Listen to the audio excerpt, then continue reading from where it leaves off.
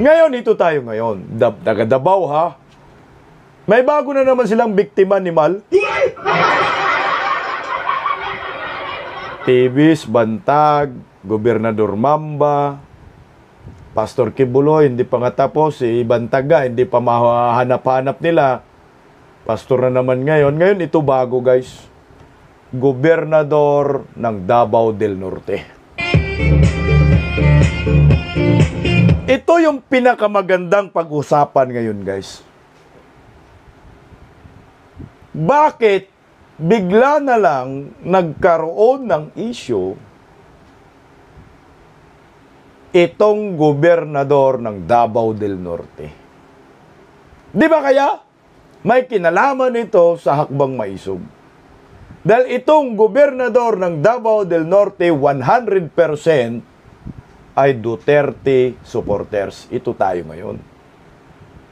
Itong administrasyong ito, pag alam nila Duterte supporters ka, yari ka, tablado ka, kakasuhan ka, gigipitin ka, iipitin ka.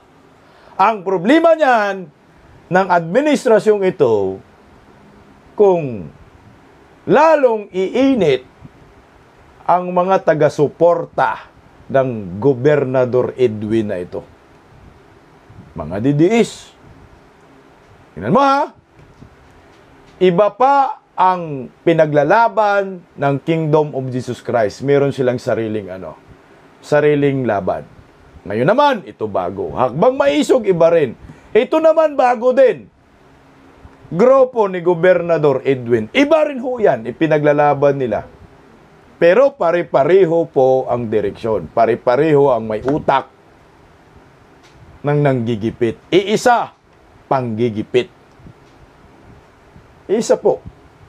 Puro panggigipit ang dahilan nito. Paninira.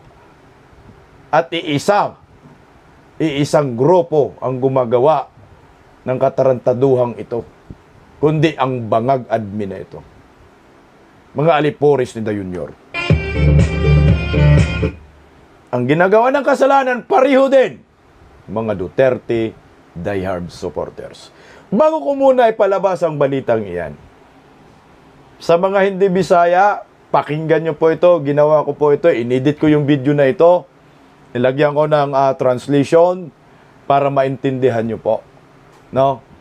Panoorin po natin, pakinggan po natin ang bidyong ito ni Gobernador Edwin. Ayan, ng Davao del Norte. Ako, sige nga, kung kaya po ninyo yung mga taga Mindanao, tapos na po kami inapi. Ayaw na po namin magpaapi pa. Lalaban no kami. Mga pinalangga, dako nga katawhan sa Davao del Norte. Base sa impormasyon nga niabot sa atong opisina, adunay iserve nga dili makatarunganon nga preventive suspension order kanako unya Huwebes, April 11, 2024.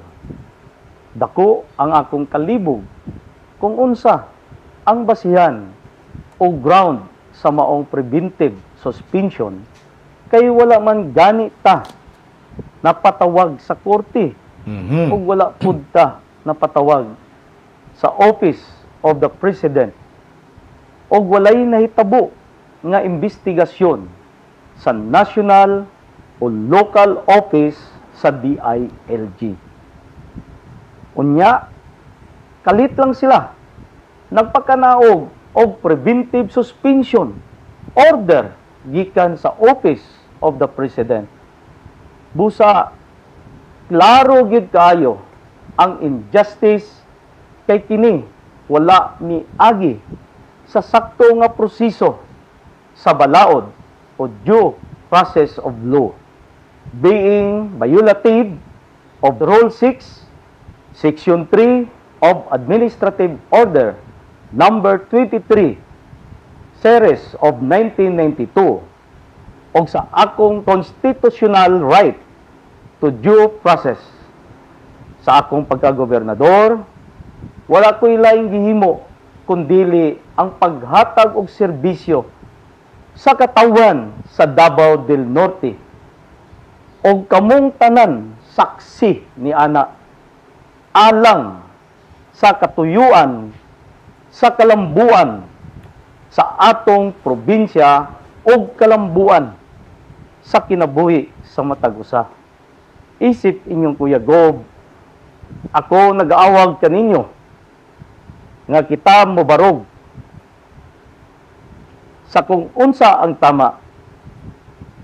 Atong batukan ang posibleng may tabong harassment, injustice, or power tripping nga paghahimon ni ining mga tawhana nga gahaman sa pwesto unyang buntag. Kung ako gani nga inyong gobernador, ilang gidaog-daog, unsa na lang kaha ang mga yanong katawhan. Dili nato tugutan nga ang maghari niining Davao del Norte, mga tao nga walay laing tumong, kundili ang gahom o proteksyon sa ilang sariling interes o paghimo o pagpangabuso o pagdaog-daog sa katawan. Ako, nagahangyo sa inyong kinasingkasing nga suporta o sa inyong presensya anhimo unya sa Kapitolyo alas 5 sa buntag. Kita mo barog para atong batukan ang mga dautan nilang mga plano. Padayon ta sa pag-ampo sa atong labawng makagagahom nga Dios nga atong makabot ang hustisya ug kalinaw sa atong probinsya.